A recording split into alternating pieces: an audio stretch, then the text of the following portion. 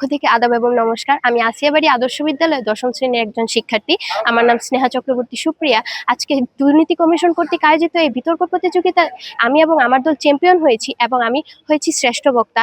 শ্রেষ্ঠ বক্তা এবং নিজের দলকে চ্যাম্পিয়ন করতে পেরে আমি খুবই আনন্দিত এবং খুব গৌরবময় মনে হচ্ছে আমার স্কুলের জন্য এবং আমার পরিবার এবং কিংবা মঠখোলার অধিবাসীদের জন্য। এটা খুবই গৌরবময় একটা বিষয়।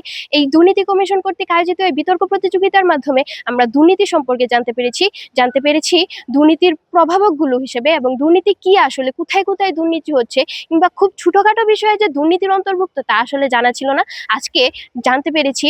এবং দুর্নীতি প্রতিরোধের যে নিয়ামক বা প্রভাবকগুলো রয়েছে সে সম্পর্কে জানতে পেরেছি।